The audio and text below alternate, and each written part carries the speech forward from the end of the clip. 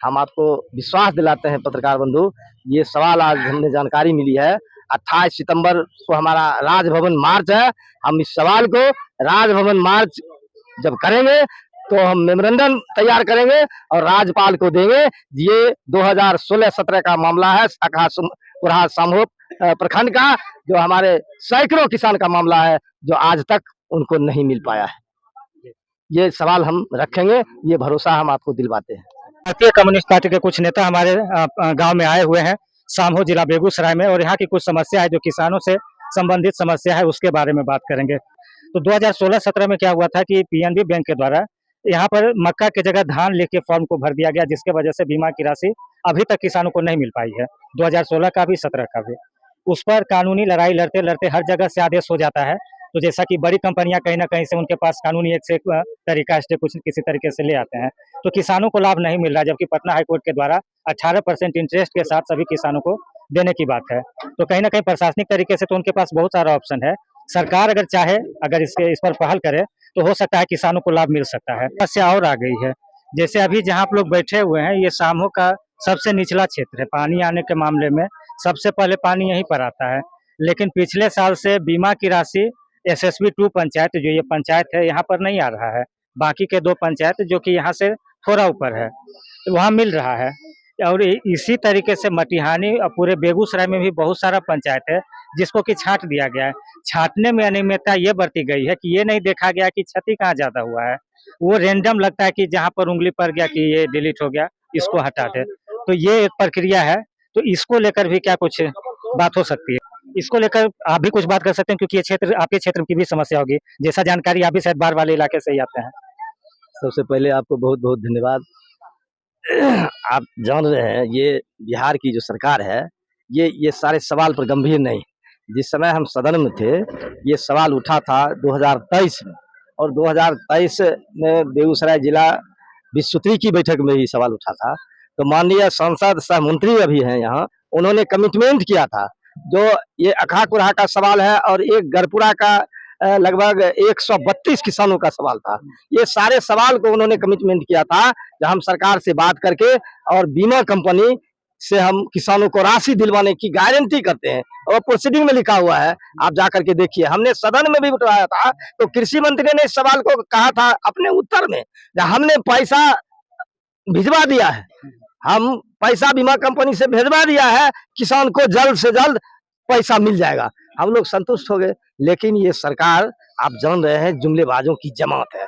सबसे बड़का झूठा अगर कोई है तो इस देश के माननीय प्रधानमंत्री, इस राज्य के माननीय मुख्यमंत्री, इनके सारे मंत्री सिर्फ रात दिन ये धर्म के नाम पर, हिंदू मुसलमान करने के नाम पर, इनको और किसी चीज से कोई मतलब नहीं है।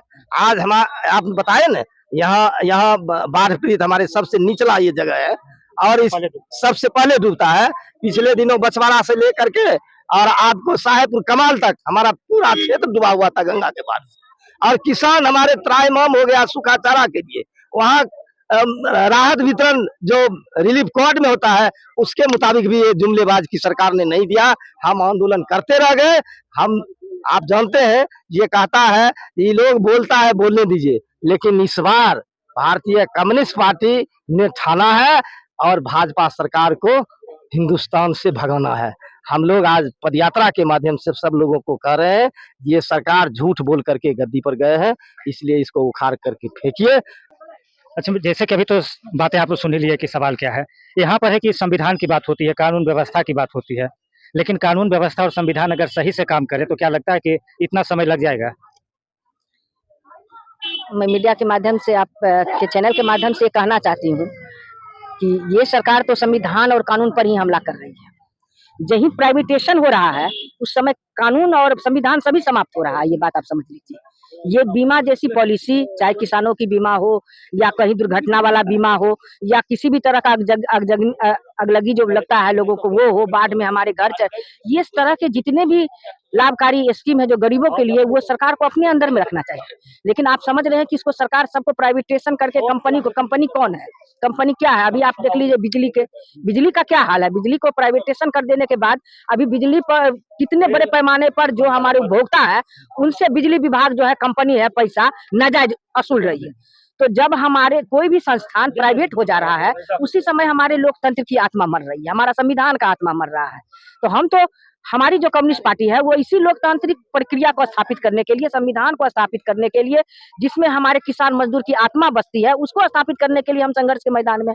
और हम समझते हैं कि जितने भी सरकारी संस्थान है वही हमारे गरीब किसान मजदूरों के लिए लाभ पहुंचा सकता है। प्राइवेटेशन की जो भी बातें होंगी वहां पर इसी तरह से हताहत हमारे किसान तो सुन रहे हैं कि हॉस्पिटल वगैरह को भी धीरे धीरे मतलब बैकडोर से बिल्कुल सरकार केवल गारंटर बन रही है। आप सड़क बन रहा है, सरकार दिखा रही है कि हम आपको जमीन दिए, हम गारंटी लिए कि आपको सड़क इस पर बनाइए, और टैक्स पर टैक्स, तेल पर टैक्स, गाड़ी पर टैक्स, आप जाइए तो आपको टोल टैक्स। अब आप जो है दो चक्के वाला जो मोटरसाइकिल वाला गाड़ी लोग सोचता था हमको नहीं टैक्स लगता है, अब उसको टैक्स लगेगा। अब गांव घर में रहने वाले लोग ही जो जमीन लिए हुए, घर बनाए हुए, उन पर टैक्स अब सरकार लगाने जा रही है। तो अब तो सरकार को, आप लोगों को समझ में आएगा कि फूल छाप को वोट देने से क्या हुआ। अब तो गांव घर में रहने वाले एक दूर जमीन वाले लोगों को भी टैक्स लगने वाला है। वो जो जल नल योजना चलाया है उस पर भी टैक्स लगेगा, हर चीज पर टैक्स तो वसूली शुरू हो गया है। दो पहिया जो मोटरसाइकिल से उड़ा रहे हैं उसका टैक्स लगेगा। तो हर चीज पर अब टैक्स सरकार लगाने वाली है, और ये कंपनी को हाथ सुपुर्द कर दिया है, जिसको कहीं भी सुनने वाला नहीं है जनता। कंपनी मतलब कोई सरकार नहीं है। तो यही सरकार कंपनी को हर चीज दे देगा, कंपनी अपना तरीका से जनता से वसूलेगा। तो इसीलिए हम लोग, तो इसलिए ये लड़ाई हम लोग ठाने हुए हैं कि ये लोकतांत्रिक व्यवस्था हमारी प्रक्रिया बनी। देखिए, जब हमारे कृषि मंत्री चतुरानंद मिश्र थे, कॉमरेड चतुरानंद मिश्र, ये फसल बीमा उन्हीं के द्वारा चलाया गया है। इससे पहले किसी सरकार को ये दिखाई नहीं दिया, इसलिए आज से दफनाया गया। खास करके नीतीश कुमार जब मुख्यमंत्री थे तो इन्होंने उसको उससे अपना अलग कर लिया, और उस लाभ से हम लोग वंचित रहे। और फिलहाल जो कुछ भी नीतीश कुमार के द्वारा जो योजना चलाया गया, और वहाँ जो आप बता रहे हैं कि ये टेक्निकल, तो ये लोग आसमान में विचरण करने वाले हैं। इन लोगों को ये पता नहीं होता है कि कहाँ धान की खेती है, कहाँ मक्का की खेती है, कहाँ किस चीज की खेती है। यानी कुल मिला के ये शासन और प्रशासन ये जनता से कोई सरोकार नहीं रखता है, और ये लोग अपना खाना पूर्ति करता है। उसी का उदाहरण है सामहो अकहा कुरहा प्रखंड, और जिसके वजह से यहाँ के किसान शिकार हुए। और आप ठीक कहते हैं कि ये वहाँ वो लोग तो अपना बैठा हुआ है, उसका तो वकील पहले से कोर्ट में बैठा हुआ है, उसके पास तो हर तरह का सुविधा है। लेकिन किसान लोग कितना लड़ाई लड़ेगा?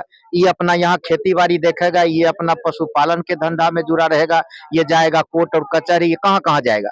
आपका सहयोग मिला पूरा पूरी। हम लोग भी पिछले दिनों इस मांग को लेके भी धरना प्रदर्शन किए, यहाँ से लेके विधानसभा तक यह आवाज उठाया गया, लोकसभा तक पत्राचार किया गया, हर जगह इस बात को पहुंचाया गया।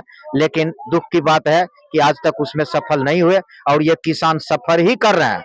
और वही सफर नहीं कर रहे हैं, उसके बाद का भी जो कुछ भी त्रुटि रह गया तब भी तो ठीक ठाक नहीं हुआ। इसमें एक समय बतबा तो उतने हुआ जिसकी चर्चा हमने की कि ये टेक्निकल प्रक्रिया है। तो जो लोग वहां बैठे हुए हैं लैपटॉप पर, कंप्यूटर पर, और वो अगर किस रूप में उसको ले रहे हैं, वो कितना संवेदनशील है, तो वो निर्भर उसी पर करता है। इसीलिए वो अगर डिलीट हो जा रहा है, या फिर जिला के सीमा रेखा को लेकर, या फिर जो वो परिसीमन या जो सर्वे उस दौर में करते हैं, तो वो जनता के प्रति, पीड़ित के प्रति वो संवेदनशील नहीं है, जिसके वजह से बार बार ये भुक्तभोगी होते हैं, और इसका किसी न किसी रूप में शिकार आम आवाम को होना पड़ता है।